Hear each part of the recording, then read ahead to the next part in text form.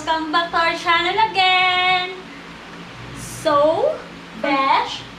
Yes, Besh. For today's episode, we're going to make fried rice overload! Not just your ordinary fried rice because it is overload. Yes, as you can see, we have many meat in here. So, overload. So, Besh, let's start na. I'm hungry na eh. Okay. These are the ingredients needed for our fried rice overload. Egg, garlic, spring onion, corned beef, bacon, onion, hot dog, and rice. Slice the hot dog into cubes. Next is the spring onions, then the bacon. So first, we need to fry our, what do you call this? Egg first.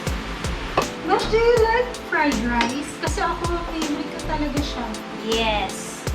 Yung sa Chowking, yung talaga in-order ko. Ah, yung chow pan. Chow pan. Yeah. Masarap kasi talagang fried rice. Pa din nainit. Okay. Exciting. Yeah, so we're going to scramble our egg.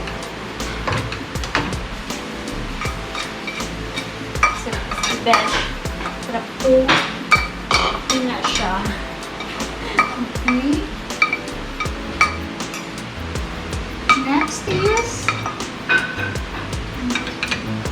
Next, we have here another pan. So for this pan, we need to saute everything we had. So next, we need to cook our bacon because it's not luto yet. So what we're going to do is the oil of this bacon. Yun na yung nagamitin natin. Pag-saute for our overload fried rice. Oh, Besh. Yan na! It's golden brown na! So, we're done with our bacon and egg. Now, Besh, we are going to start To saute everything here. So we have already our hot pan. So we start with onions. Well, when I'm the one cooking, I used to put it like first the onion. Right? yes, because onion produce a bit of water, water. So our garlic won't be burnt.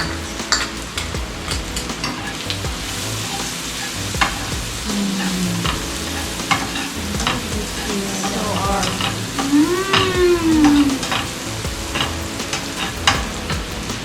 so after our spices, we're going to add corned beef.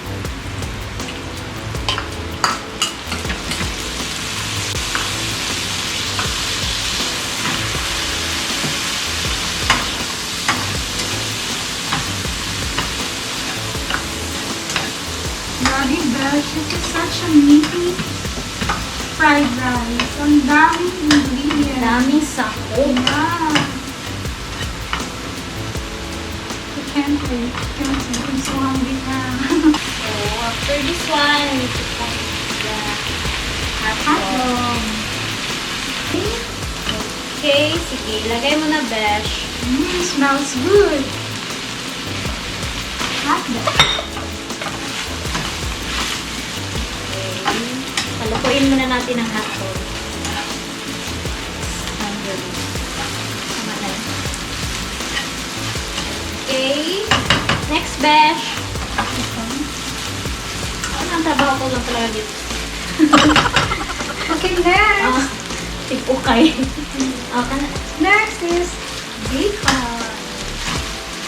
Okay.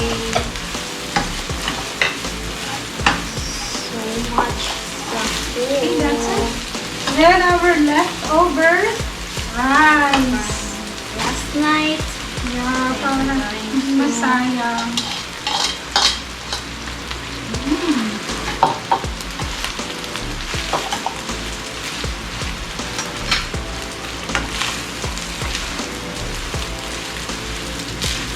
so lagyan muna Dash, lagay ko na. na ang pepper. I like Damihan mo, pepper. Besh. Yeah. Gusto ko talaga yung medyo Yeah. maanghang. Ako Yung I din. can Yung feel makaano ka the ba? spiciness of pepper.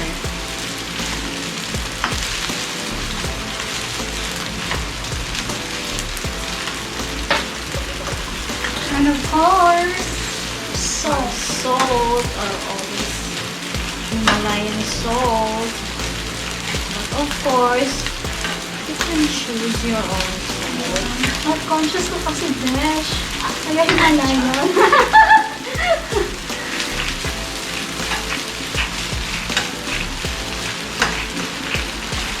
Si Besh, sabihin na put our Yeah, Dash, Okay. we forgot to include this yeah, kanina.